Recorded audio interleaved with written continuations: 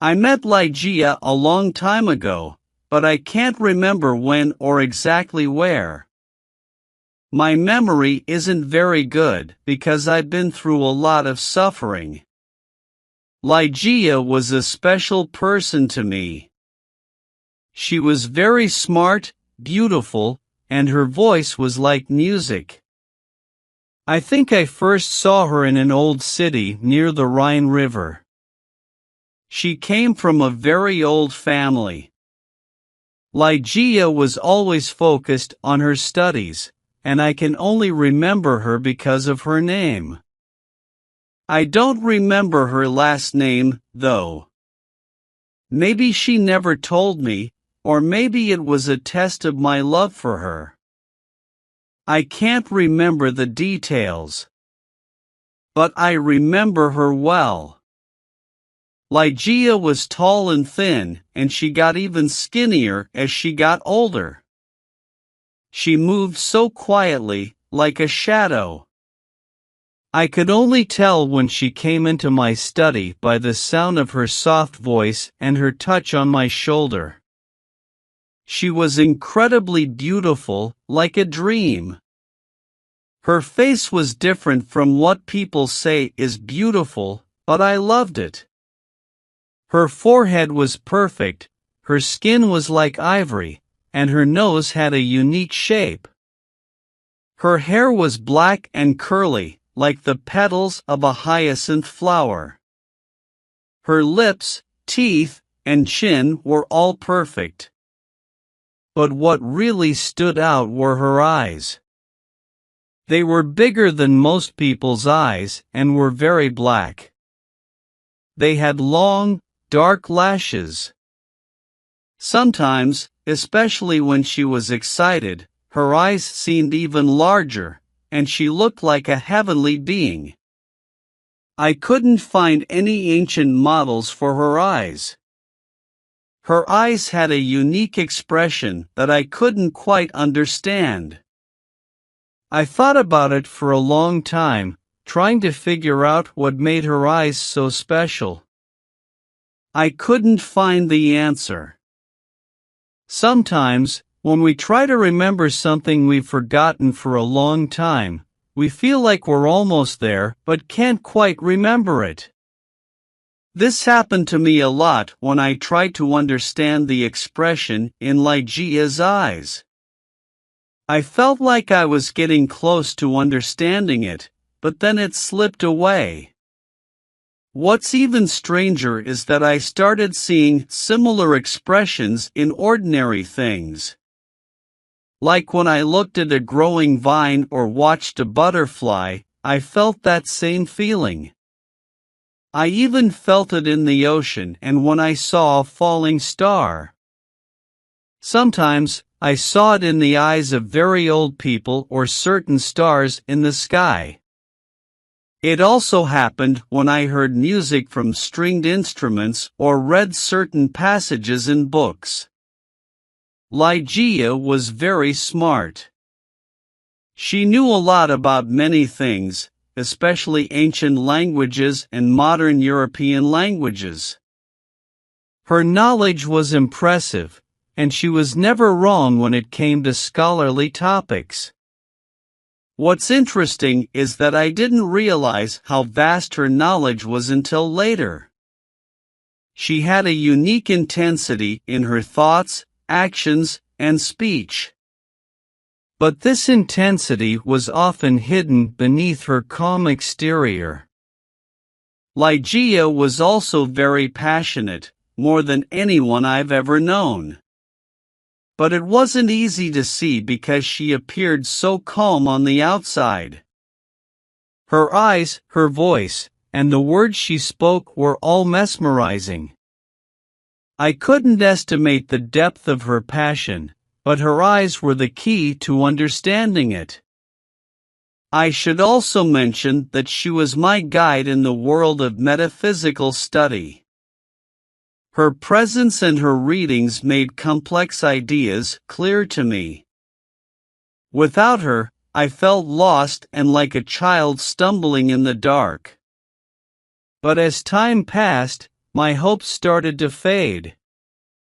Ligeia's health declined, and her eyes, once so bright, began to lose their luster. I knew she was going to die, and I fought against it with all my might. She fought too, even more fiercely than I did. I thought she wouldn't fear death, but I was wrong. In her final moments, she struggled with all her strength, and her calm demeanor finally cracked. Her voice became gentle and low, and she spoke of things that were beyond mortal understanding. It was a haunting and unforgettable experience. Ligeia loved me deeply, and I could feel it. But her love became most apparent to me in her final moments. She held my hand and poured out her heart, confessing her love in a way that felt like idolatry. How could I have deserved such love? And how could fate be so cruel as to take her away when she confessed her feelings to me? I can't dwell on this too much, it's too painful. I can only say that her love was intense, and I understood her longing for life, a desire I cannot adequately describe or express.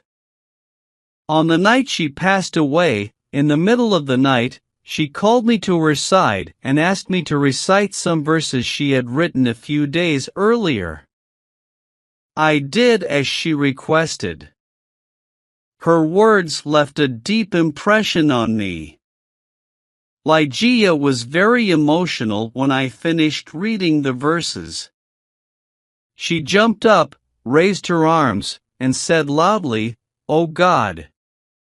O Divine Father! Who understands the mysteries of our strong will? People don't give in to angels or death completely unless their will is weak." Then she sat back down on her bed, looking very serious. As she took her last breaths, she whispered some words. I leaned in to hear and heard her say the last lines of the passage by Glanville, "People don't give in to angels or death completely unless their will is weak." She passed away, and I felt very, very sad. I couldn't stay in the lonely city by the Rhine anymore. I had plenty of money, thanks to Ligeia. After a few months of wandering around without a purpose, I bought an abbey in England. It was in a remote and wild part of the country, just like the loneliness I felt inside. But inside the abbey, I made everything look very fancy. It was a bit silly, something I enjoyed doing even when I was a child. And now, in my sadness, I was doing it again.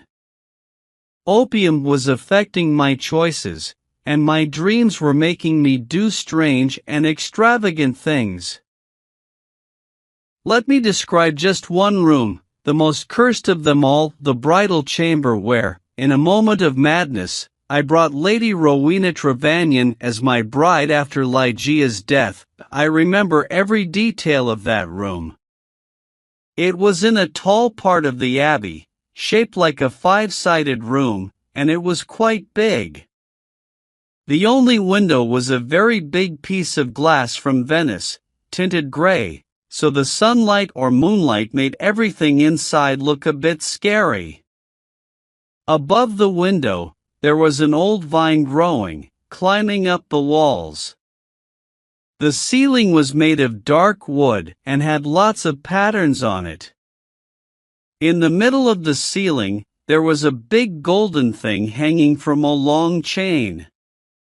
It looked like something from a faraway place, with lots of little holes so smoke could come out in different colors. In the room, there were some soft seats and fancy golden candle holders in different places. And there was a special bed, too, made of dark wood, with a big cloth above it. But the most interesting part was the way the room was decorated. The tall walls were covered with fancy cloth made of gold, with spots that were black and looked like fancy designs. These designs changed when you moved around the room. They looked like strange monsters from one side, and when you stood in a different place, they turned into weird shapes from old stories or dreams monks had. In rooms like these, especially the bridal chamber where I stayed with Lady Rowena, things were not so bad at first. My wife was scared of my bad temper and avoided me, which was fine by me because I hated her like a demon. I couldn't stop thinking about my beloved Ligeia, who was so pure, wise, and beautiful. I longed for her intensely. In my opium-induced dreams, I called out her name at night or during the day in the quiet valleys, as if I could bring her back to life. Around the beginning of our second month of marriage, Lady Rowena got sick, and it took her a long time to get better. She had a fever that made her nights uncomfortable. She started talking about strange sounds and movements in the turret room. I thought it was just her imagination or the strange room playing tricks on her. She got better for a while, but then she got sick again, even worse this time. Her illnesses were serious and kept coming back, despite the efforts of her doctors. As her sickness got worse, she became more nervous and scared by little things. One night in September, she was particularly upset about the sounds and movements in the room. She had just woken up from a bad dream, and I was worried as I watched her pale face. I sat by her bed on an Indian low seat and tried to reassure her that the sounds and movements were just from the wind outside. But she looked even paler and seemed like she was about to faint. I knew there was a bottle of wine her doctors had prescribed, so I went to get it. As I stepped under the light, I felt something pass by me, but I couldn't see anything. I also noticed a faint shadow on the golden carpet, right under the light. But I was too drugged up on opium to pay much attention to these things. I brought the wine back, and she drank it. I sat down on the low seat and kept my eyes on her. That's when I heard a soft step on the carpet, near the couch. A second later, while Rowena was drinking the wine, I thought I saw a few drops of bright red liquid fall into her glass from the air, as if it had come out of nowhere. I wasn't sure if I really saw it, but Rowena didn't seem to notice anything strange, so I didn't say anything. However, I couldn't ignore that her condition got worse after those drops fell into her wine. And she died. On the third night, her servants prepared her for burial, and on the fourth night, I was left alone with her covered body in that strange room where we had been together as husband and wife. My opium-drugged mind brought up wild and eerie visions. I looked at the stone coffins in the corners of the room, the shifting patterns of the curtains, and the swirling colors in the incense holder above. I remembered the spot where I had seen the faint shadow on a previous night but couldn't see it anymore. As the night went on, I couldn't stop thinking about Ligeia, and the overwhelming sorrow I felt for her returned as I gazed at Rowena's lifeless body on the bed. It might have been midnight, or maybe earlier or later, I didn't know because I wasn't keeping track of time. Suddenly, I heard a soft, quiet sob. It came from the ebony bed where Lady Rowena was lying. I listened carefully, scared out of my mind, but there was no more sound. I stared at the lifeless body, trying to see if there was any movement, but there was nothing. However, I knew I hadn't imagined it. I had heard that noise, however faint, and it sent a shiver down my spine. I kept my eyes fixed on the body, waiting for something to happen. Many minutes passed with nothing unusual. Then, I noticed a very faint hint of color on her cheeks and eyelids, and her skin looked less pale. It filled me with an indescribable horror and fear, like nothing I had ever felt before. My heart seemed to stop, and I couldn't move. But I knew I had to do something. I couldn't deny it any longer. Rowena was still alive. I realized we had been too hasty in preparing her for burial. I needed to act quickly, but there was no one around to help. The servants were in another part of the abbey, and I couldn't leave the room. So, I struggled on my own to bring her back to life. I rubbed her temples and hands and did everything I could think of, based on what I had read about medicine. But it was all in vain. Suddenly, the color vanished from her face and eyelids, and her lips returned to their deathly pale state. She became cold, rigid, and showed all the signs of death. I fell back onto the couch in horror, and my mind filled with visions of Ligeia. An hour passed like this when, unbelievably, I heard a faint sound again, this time like a sigh. I rushed to the body and saw her lips trembling. A minute later, they relaxed, revealing her pearly white teeth. I was filled with amazement and terror. I felt my vision blur, and my thoughts became confused. I had to force myself to focus on what I needed to do. There was a slight warmth on her forehead, cheeks, and throat. Her whole body seemed to be warming up, and her heart started to beat faintly. Lady Rowena was alive, and I was determined to bring her back completely.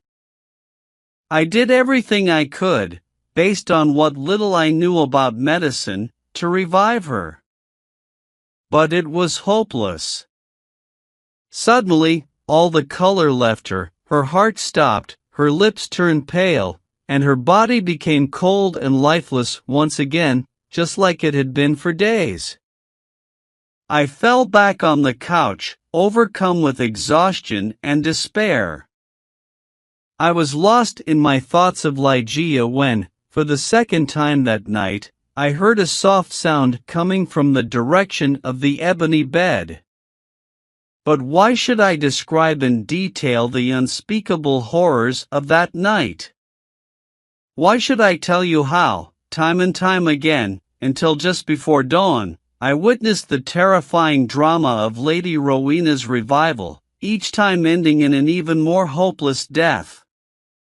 Each time, it looked like she was struggling against an invisible enemy, and her appearance changed in disturbing ways. Let me get to the end. Most of the terrible night had passed, and the woman who had been dead was stirring once more, this time more vigorously than before. I had stopped moving and sat frozen on the low seat, overwhelmed by a whirlwind of emotions, with extreme fear being the least of them. The dead body, I repeat, was moving, and it was now more energetic than ever. Life was returning to her face, her limbs relaxed, and except for her closed eyes and the funeral wrappings, I might have believed that Rowena had completely shaken off death. But even if I still had some doubts, they disappeared when she got up from the bed. She stood there, swaying with unsteady steps, her eyes shut, and she looked like someone lost in a dream. I didn't move, I just stared at her. My thoughts were in chaos, and I was paralyzed by a mixture of emotions. Was it really Lady Rowena in front of me? Could it be her Lady Rowena Trevanion of Tremaine, with her fair hair and blue eyes? Why should I doubt it? The cloth was still tied around her mouth, but maybe it was just Lady Rowena's mouth, and she was breathing. The cheeks were still rosy, just like when she was alive, weren't they? But had she grown taller during her illness? Why did that thought drive me to madness? In a single leap, I was at her feet. She moved away from me, and her long, disheveled hair fell from her head as she removed the ghastly wrappings. Her hair was blacker than the midnight raven. Slowly, she opened her eyes. It must be her, I cried out. I can't be wrong now. These are the full, dark, wild eyes of my lost love, Lady Ligeia.